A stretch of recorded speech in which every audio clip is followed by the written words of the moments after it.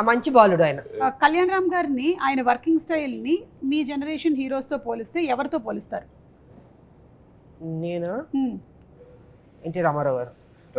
అమ్మా లేదు is punctual, discipline. నేను చూసినంత వరకు, అంటే తనతో చేశానని కాదు, డెఫినెట్గా వాళ్ళ తాతగారిదే వచ్చింది దానిలో ఆ పద్ధతి.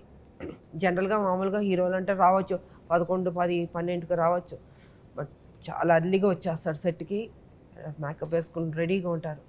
అమ్మ రెడీ అంటారు, అమ్మ రెడీ అయితే ఓకే వచ్చేస్తారు. సో ఆ డిసిప్లిన్ ఉంది తనకి.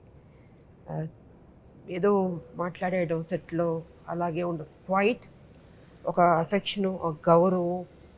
ఈ కాలంలో అన్నది గ్రేట్. అదే నేను ఇందాక చెప్పాను కదా.